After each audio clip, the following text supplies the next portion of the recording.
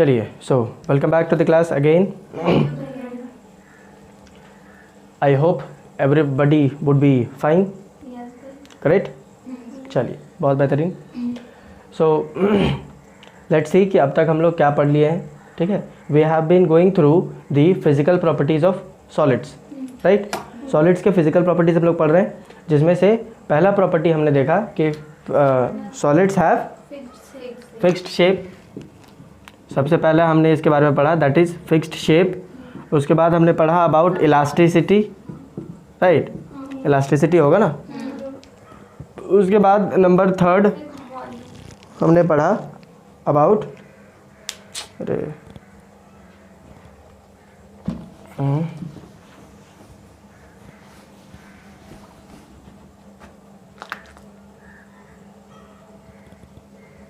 Third हमने पढ़ा about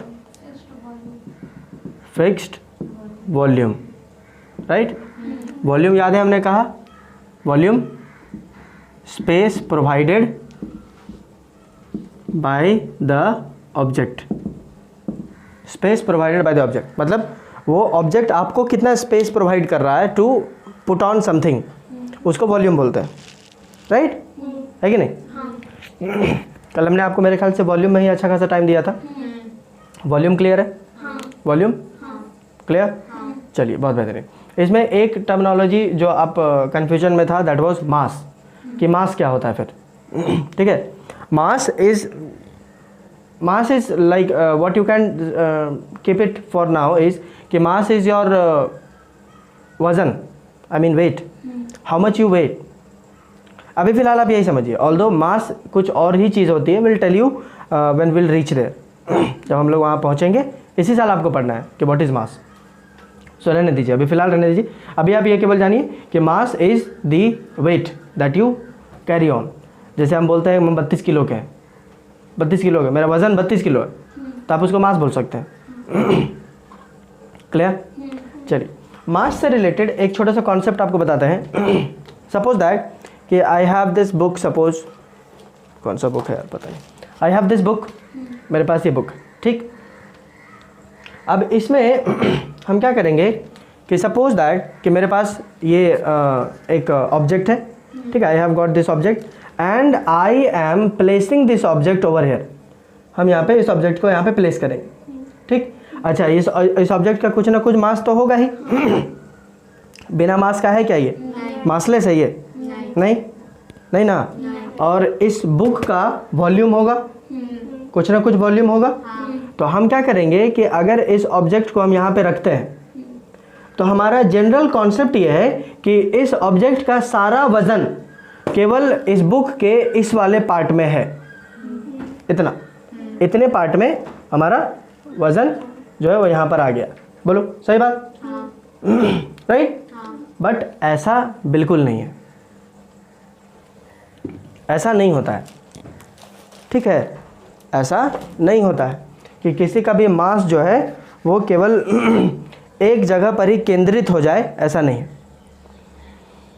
matter जो है वो क्या करता है कि कोई भी ऑब्जेक्ट यदि उसमें रखा हुआ है, कोई भी ऑब्जेक्ट यदि उसमें रखा हुआ है तो उस ऑब्जेक्ट का कुछ ना कुछ मास होगा.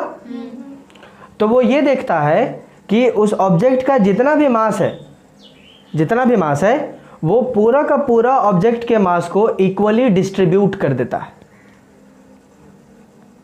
What it does, it distributes it equally, distribute कर देता है. हाँ, कभी का ऐसा होगा कि आप ज़बरदस्ती एक जगह पे फोर्स लगाइएगा, फोर्स लगाओगे तब फिर पर्टिकुलर एक जगह पर ही छेद हो जाएगा. जैसे मान लो कि आप जैसे एक पत्थर लिए और उस पत्थर को इस दीवार पे मार दिए. ठीक है, दीवार पे आपने स्ट्राइक कर दिया. तो striking case is different, what I am telling you is different. हम जो कह रहे हैं वो अलग है. हम रखने की बात कर रहे हैं और आप मारने की बात कर रहे हो. रखना, इट इज़ जस्ट लाइक कि तुम्हारा कपार है और हम यहाँ पे वो पत्थर रख दिए तो इससे आपको कोई नुकसान नहीं. लेकिन तुम्हारा कपार है और हम फेंक के मार दिए तो इससे नुकसान है. तो हम जो बात कर रहे हैं वो उस कॉन्टेक्स्ट में आप सोचिए. अंजादी नहीं फेंक के मारेंगे, एक जगह केवल छेदा होगा. जाहिर सी बात है यार, पत्थर फेंक के मार देंगे कपार में, जहाँ लगेगा वो फट जाएगा वहाँ. लेकिन उसी जगह पे अगर हम पत्थर रख देते तो क्या फटता? नहीं होता.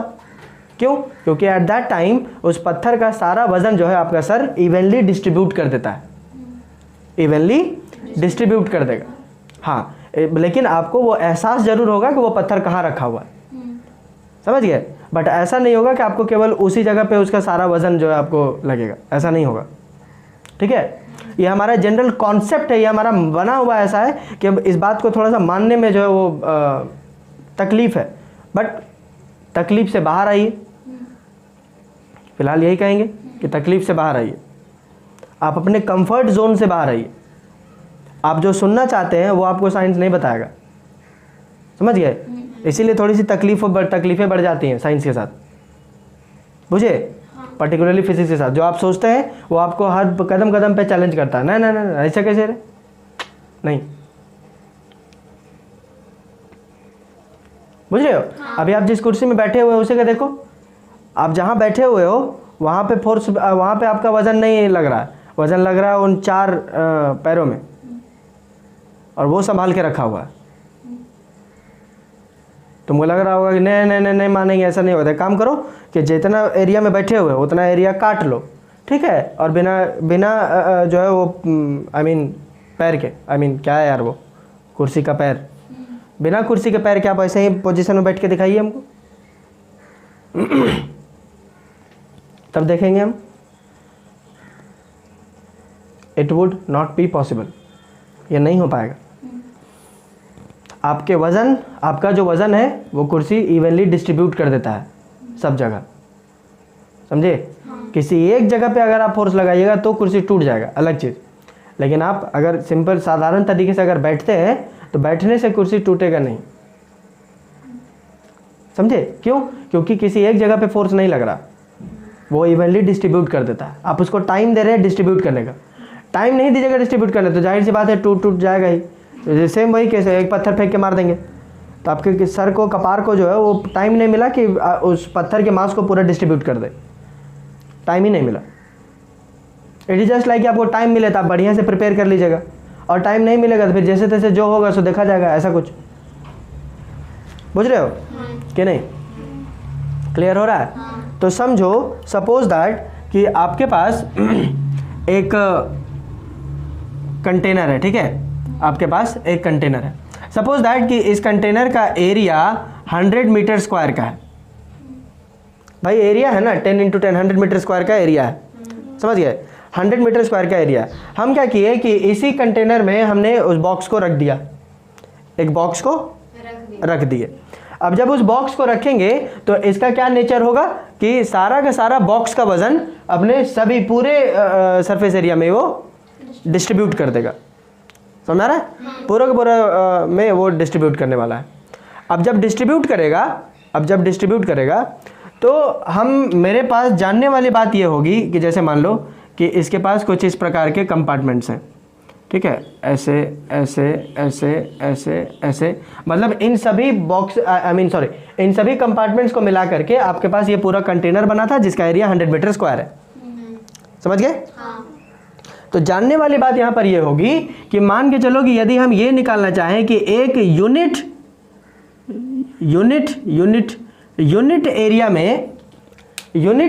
यूनिट सरफेस एरिया में उस बॉक्स का कितना वजन इसको मिला।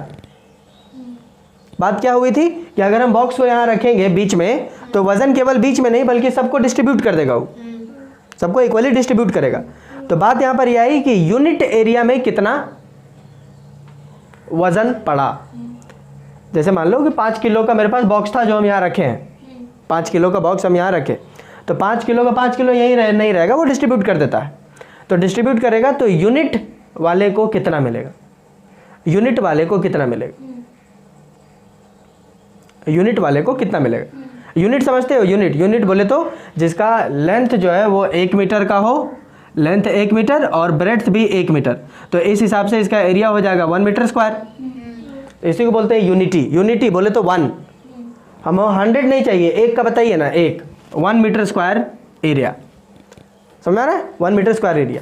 अब आप समझिए कि ये पूरा का पूरा जो कंटेनर है, ये हमारा मैटर है, तो इसमें पार्टिकल्स होंगे, राइट? एंड इस इस जगह का अपना अलग वॉल्यूम होगा, होगा कि नहीं?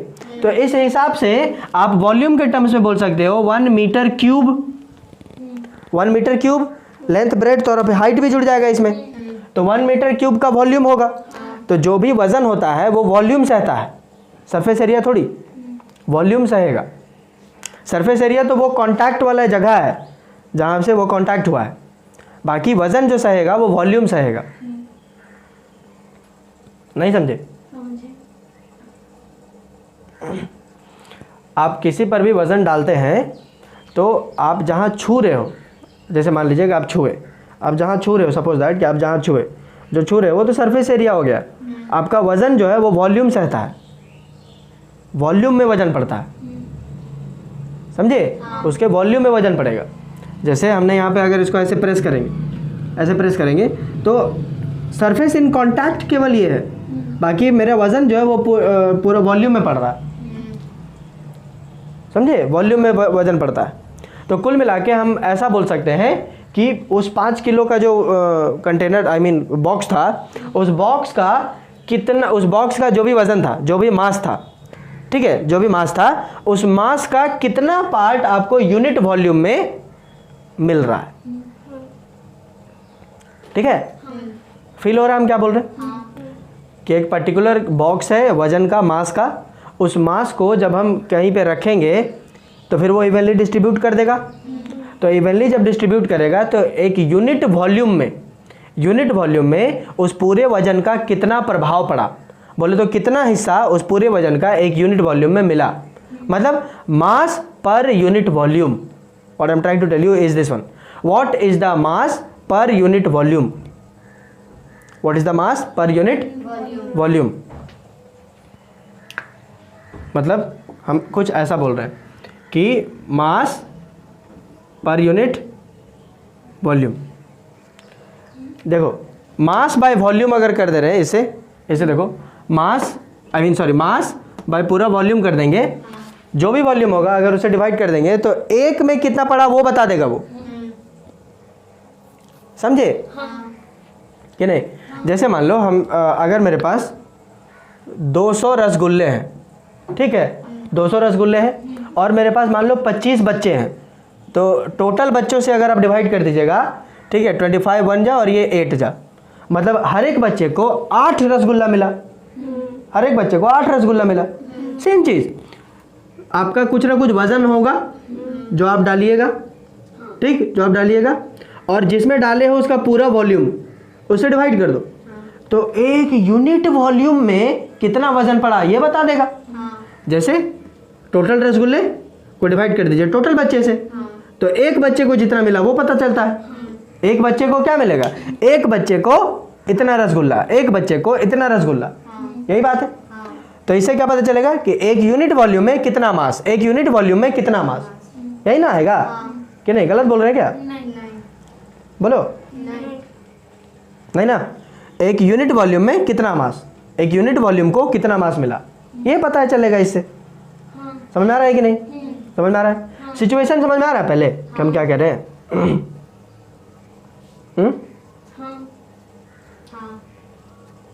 समझ में आ रहा है कि नहीं?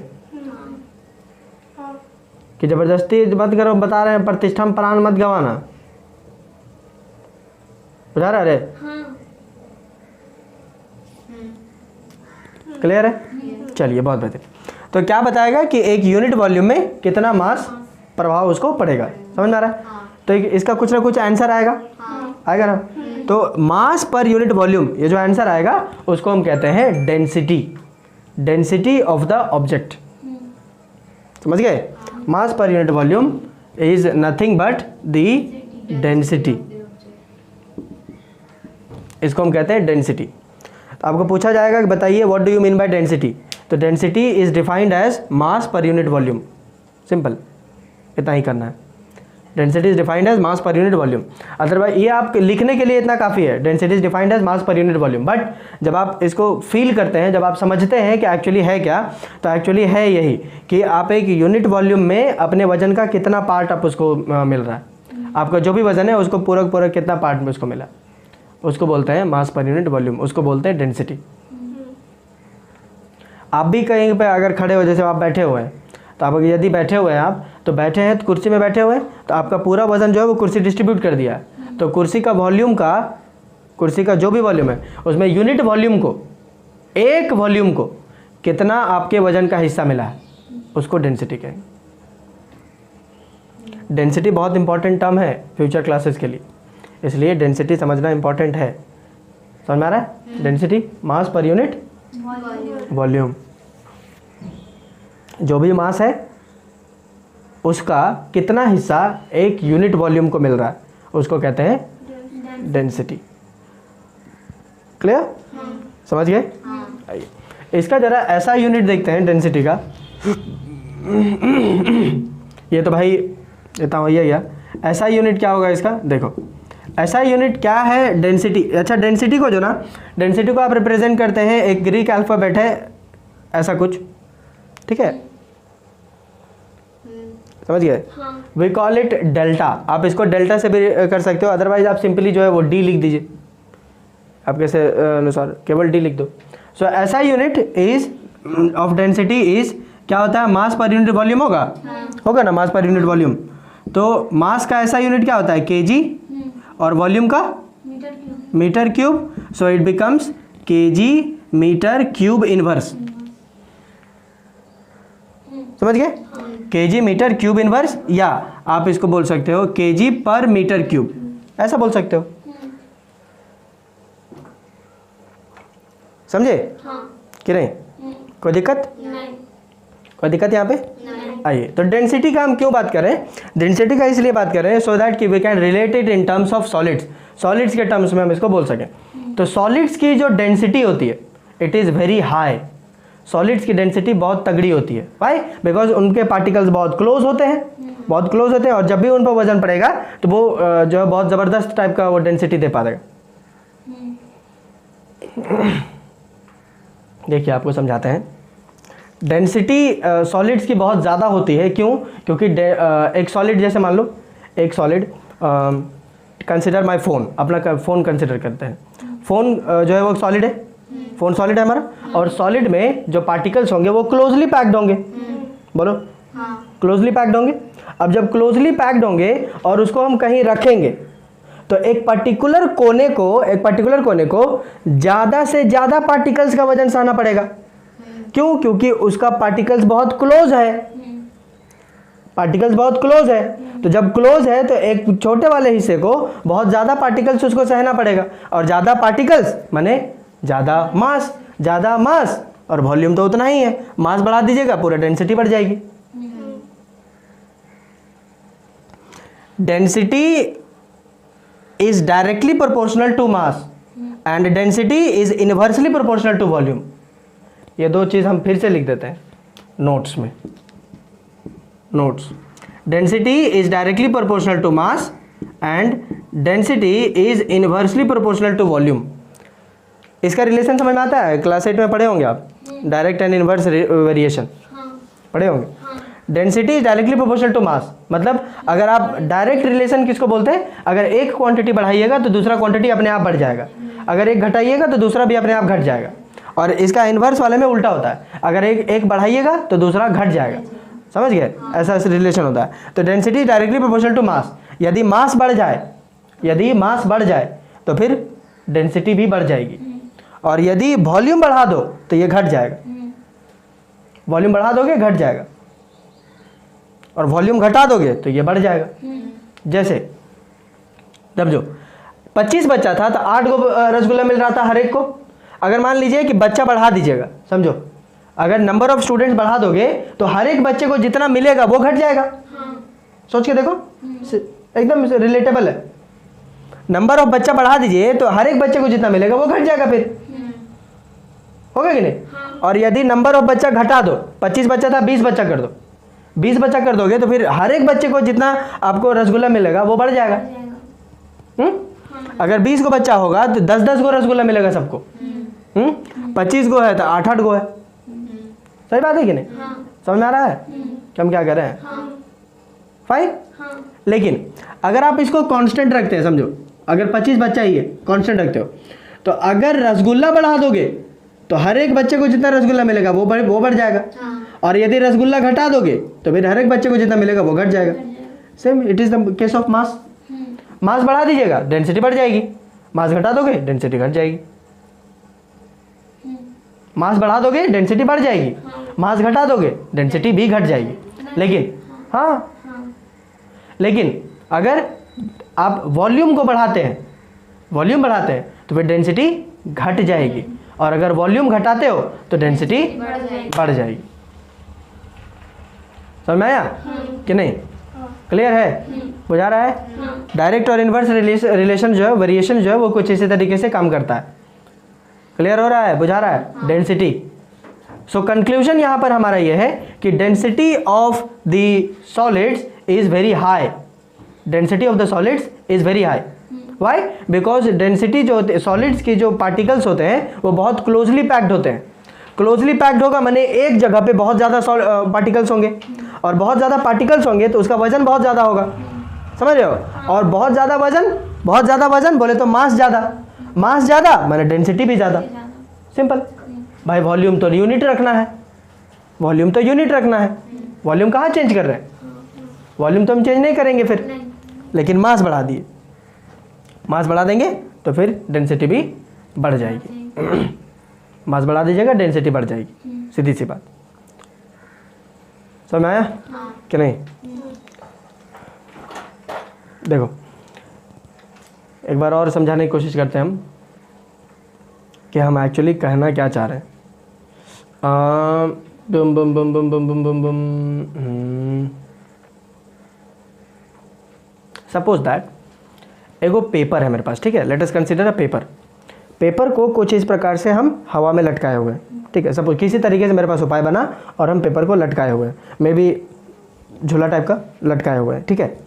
यदि हम उसमें अपना फ़ोन रखेंगे तो जो पेपर होगा वो एकदम पूरा ढूई से ऐसे करके हो जाएगा। बोलो वजन पड़ेगा तो ऐसा होगा ना कि नहीं? हो जाएगा। उसी अपना मोबाइल के जगह पे मान लो कि मेरे मोबाइल का जो भी वज़न है उतना ही वज़न का अगर हम उस पेपर में पानी डाल दें, उतना ही वज़न का पानी डाल दें, तो क्या यूं ऐसा होगा? नहीं होगा।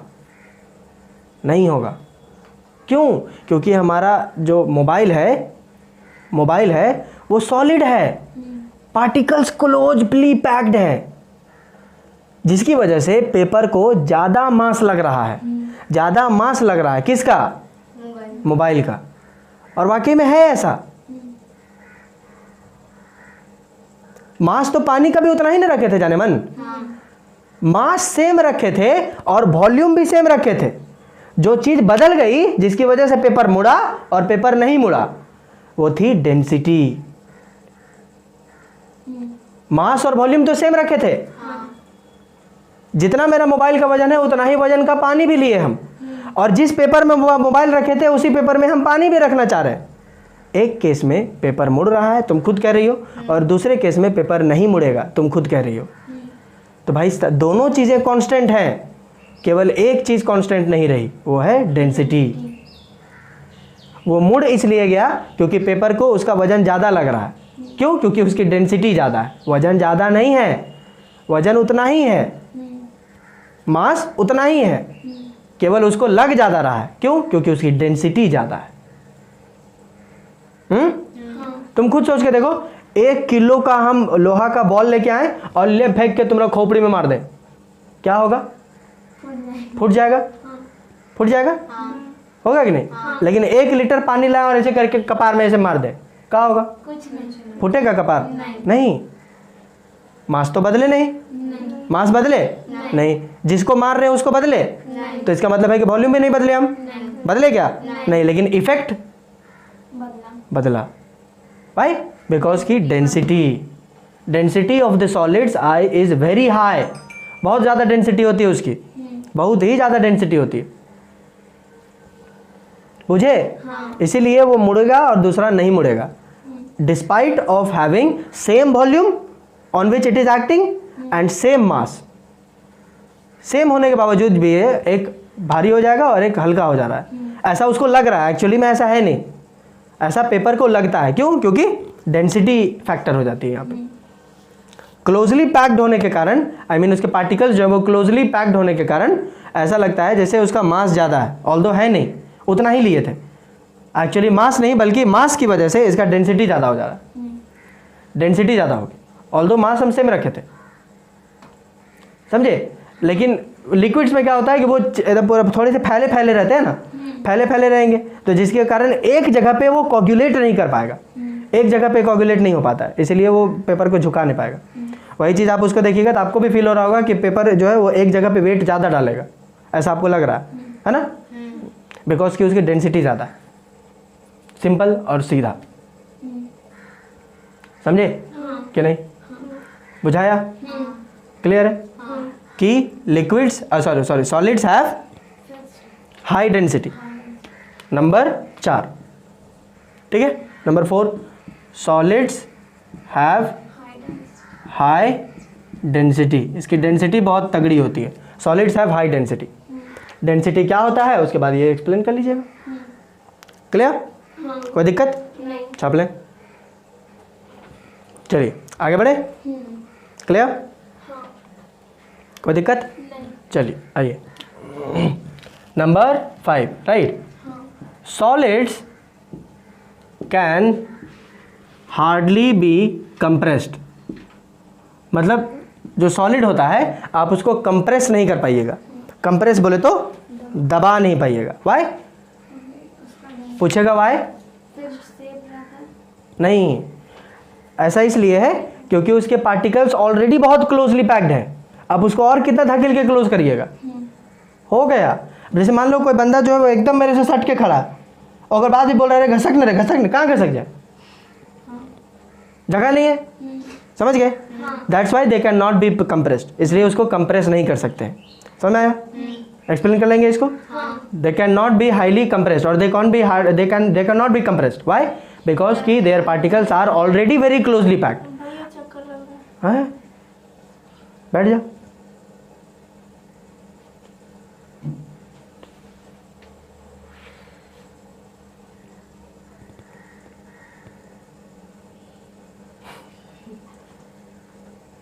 पानी चाहिए, पानी चाहिए, दो पानी दो उसको। गीतांजलि पानी लेके आओ।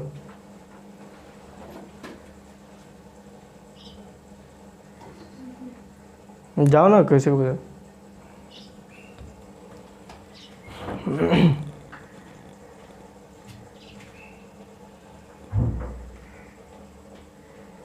गुड, इसी तरह बीमारी जैसा लगे हमको बता देना पहले।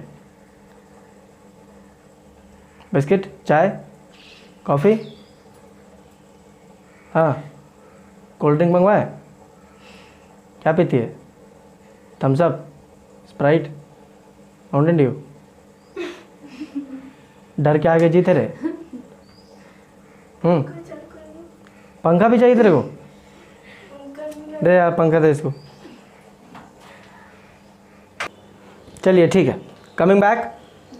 सो I was saying solids can hardly B compressed, solids को आप हार्डली एकदम कंप्रेस कर सकते हैं, ठीक है, क्लियर है। Solids can hardly B compressed because कि उनके पार्टिकल्स जो होते हैं वो बहुत ऑलरेडी बहुत क्लोजली पैक्ड होते हैं। उसे कंप्रेस करना मतलब उसको सटाना, और कितना सटेगा, पहले से ऑलरेडी सटा हुआ है। समझ में आया, क्लियर। चलिए इतना समझ में आया, सही बात बोल रहे हैं हम। चलिए let me tell you of something. You all would have sofa set in your home, है कि नहीं। सोफा है सबके घर में, तो किसी के यहाँ तो होगा, तुम लोग वहाँ जाकर बैठी होगी, किसी के सोफा में तो बैठी होगी कि नहीं बैठी है, बैठी है ना। तो जिसमें बैठती है वो फोम जो रहता है गद्दा, वो भी तो सॉलिड है, लेकिन वो तो कंप्रेस हो गया, लेकिन वो तो कंप्रेस हो जाता है कि नहीं, होता है कि नहीं। हाँ, देन फिर वो सॉलिड नहीं है, फिर वो सॉलिड नहीं है। क्या है, उसका मास भी और वॉल्यूम भी है, बट उसका जो पार्टिकल्स है वो क्लोजली पैक नहीं होते उतना, तो फिर वो सॉलिड नहीं होगा। तुम तो डेफिनेशन बदल दी, फिर वो सॉलिड ही नहीं है। यस, उसके अंदर में गैस प्रेजेंट रहता है, जिसके अंदर गैस रहता है, जब हम लोग भागते हैं तो वो गैस बाहर निकल जाती है, इसीलिए वो प्रेस हो जाता है। They are porous, they are porous, उसमें स्मॉल पोर्स होते हैं, स्मॉल स्मॉल पोर्स होते हैं, उन पोर्स में हवा भरा हुआ होता है।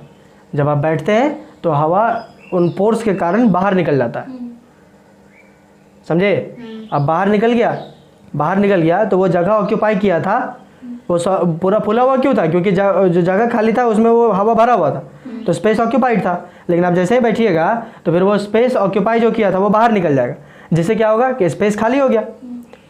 अब inter particle spaces can be compressed now, क्योंकि अब जगह हो गया, तो फिर अब वो घसक जाएंगे, चिपक जाएंगे। फिर जैसे ही आप उठोगे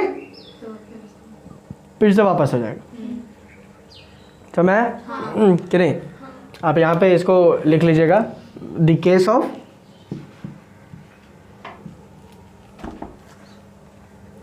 फोम्स, क्लियर? इसको लिख लीजिएगा। Number 6, solids have a negligible amount of kinetic energy in them. Solids have negligible amount of kinetic energy. Kinetic energy बोले तो the energy which is acquired by the substance due to its motion. तो कोई भी solid जो है वो move नहीं करता, कहीं पे रख दीजिएगा तो वो रखा ही रहेगा, वो मूव नहीं करता है, क्योंकि उसके पार्टिकल्स मोशन में तो हैं बट बहुत कम बहुत कम बहुत कम बहुत कम, एकदम ना के बराबर, समझ गए? अपने आप में मूव करे उससे कुछ फर्क नहीं पड़ रहा। So they have negligible amount of kinetic energy. एक और बता देते, number 7, solids can not be diffused.